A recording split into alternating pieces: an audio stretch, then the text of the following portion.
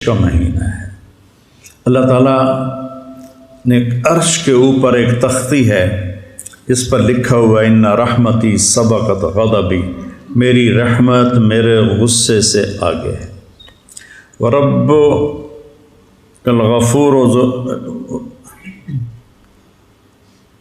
ربکم الغفور ذو الرحمہ لو یؤاخذہم بما کسبوا لعجل لهم العذاب بل لهم موعد لن یجدوا من دونہ موئلا۔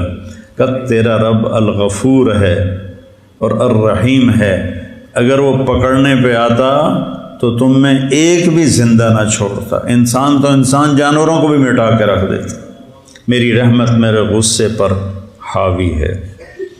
پھر رحمتی وسعت کل شیء، غضبی وسع کل شیء نہیں کہا، رحمتی وسعت کل شیء، میری رحمت ہر چیز پہ چھا گئی، میرا غضب ہر چیز پہ چھا گیا، یہ نہیں کہا۔ پھر اللہ کے جو صفاتی نام ہیں 99، ویسے تو بے شمار ہیں، نہ ان کی کوئی حد ہے نہ حساب ہے، جو ترمذی کی روایت میں 99 نام ہیں، ان میں صرف ایک نام اللہ کے غصے کو بتاتا ہے، باقی سب اس کی بادشاہی کو، شہنشاہی کو، رحم کو، کرم کو، سخاوت کو، فضل کو، محبت کو بتاتے ہیں۔ 99 میں سے ایک، وہ 1 اور 98 کیا نسبت؟ ایک صفت ہے المنتقم، انتقام لینے والا، ان اللہ واللہ عزیز ذو انتقام، المنتقم، قیامت کے دن ٹھکانے لگا دے گا مجرموں کو۔ تو المنتقم کے علاوہ باقی 98 نام اس کی رحمت، محبت، طاقت، قدرت، ہیبت، جلال، جبروت، کبریائی، شہنشاہی پر دلالت کرتے ہیں۔ اور المنتقم کو میرے نبی لائے کہاں ہیں، یہ بڑی خوبصورت بات۔ تو میں دیکھ رہا تھا تو مجھے المنتقم پر میری نظریں ٹک گئیں کہ المنتقم کو میرے نبی لائے کہاں پر ہیں۔ چھری کے اوپر غلاف چڑھا دو تو کاٹے گی جی، تلوار کو اس کے نیام میں ڈال دو تو کاٹے گی نہیں، ٹھیک، چاقو کو بند کر دو تو کاٹے گا۔ تو اللہ کے نبی نے المنتقم کو نا نیام میں ڈال دیا ہے۔ کیسے کہ البر التواب، یہ پہلے، العفو الرؤوف یہ بعد میں، البر نیکی کو قبول کرنے والا، ایسے ہی البر، التواب رحم کرنے والا، توجہ دینے والا، معاف کرنے والا، یہ دو ہو گئے۔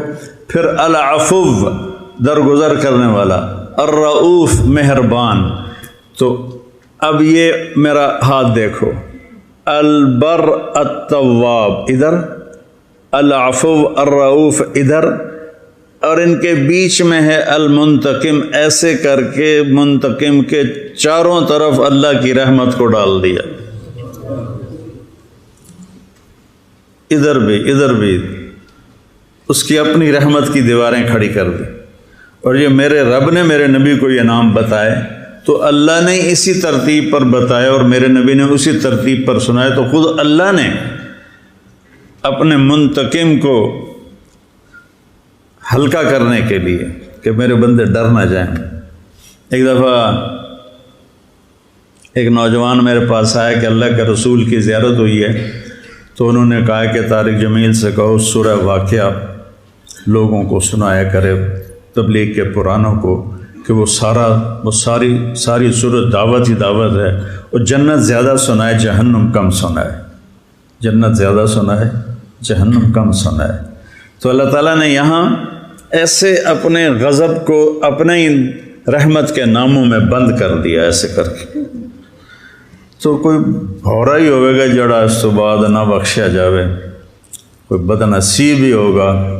تو یہ مغفرت کا مہینہ ہے۔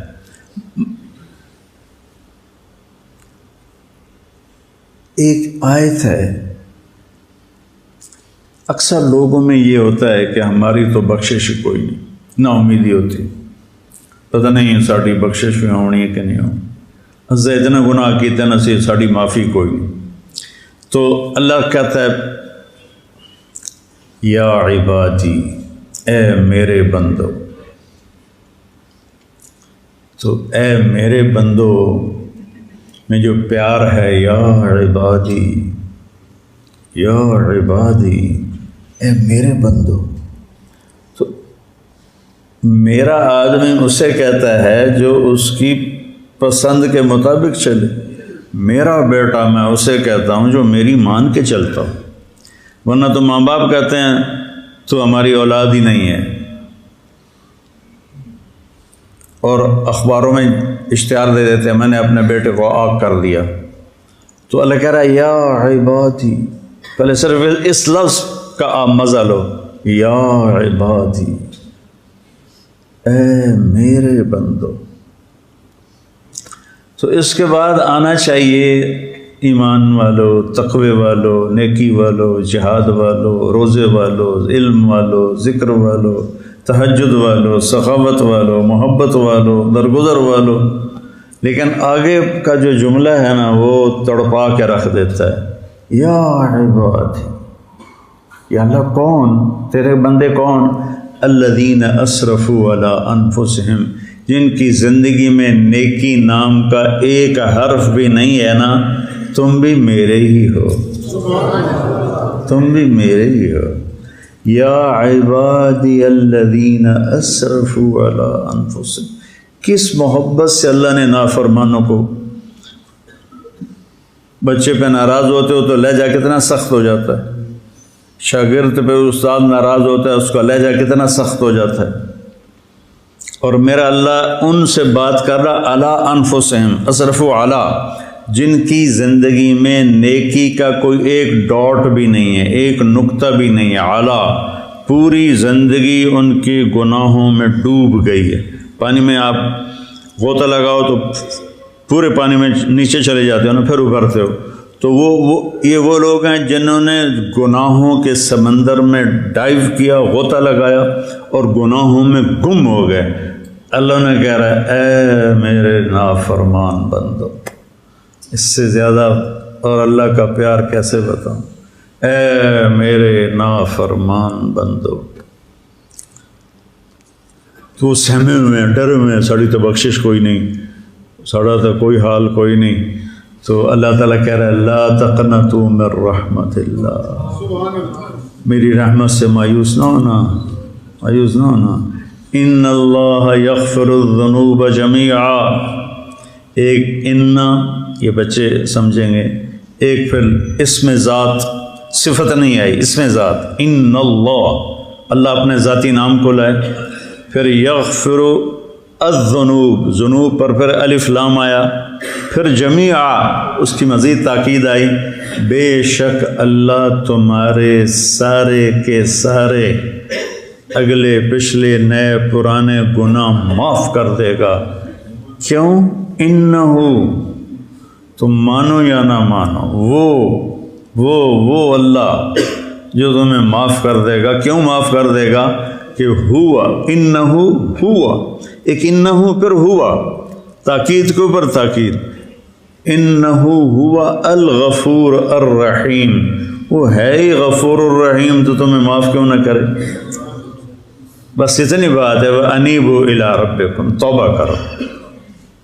توبہ کے بغیر اللہ تعالیٰ کا قانون کے خلاف ہے کہ توبہ بھی نہ کرے اور کہے مجھے اللہ معاف کر دے گا. پھر تو حسین اور شمر ایک ترازو میں تل گئے. توبہ کی شرط رکھ، توبہ کر لو. اور توبہ میں نے جمعے سے پہلے بتایا کہ آسمان تک اپنے گناہوں کو پہنچاؤ تو پھر کہو یا اللہ معاف کر، تو اللہ سارے معاف کر دیتے. تو یہ مغفرت کا عشرہ چل رہا ہے. پھر ایک اور آیت، نبئ عبادی انی انا الغفور الرحیم وان عذابی هو العذاب العلیم. میرے بندوں کو بتاؤ، بار بار نبے بار بار بتائیں، یا میرے نبی میرے بندوں کو بار بار بتائیں کہ میں بہت بڑا غفور الرحیم ہوں اور میرا عذاب بہت دردناک عذاب ہے. اردو میں ان دونوں جملوں کے وزن میں کوئی فرق نہیں ہے، لیکن عربی میں دونوں جملوں میں بہت بڑا فرق۔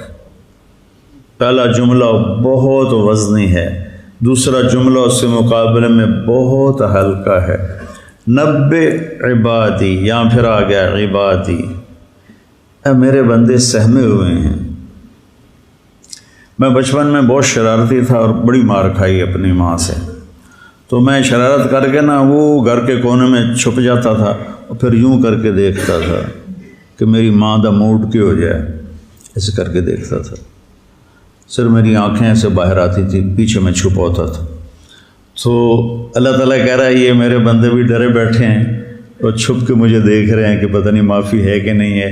تو نبئ عبادی، میرے بندوں کو بار بار تسلی دو اور بتاؤ، انی، میں، انا بذات خود، الغفور الرحیم، میں غفور بھی ہوں رحیم بھی ہوں، اپنی ذات کو لائے، میں بذات خود۔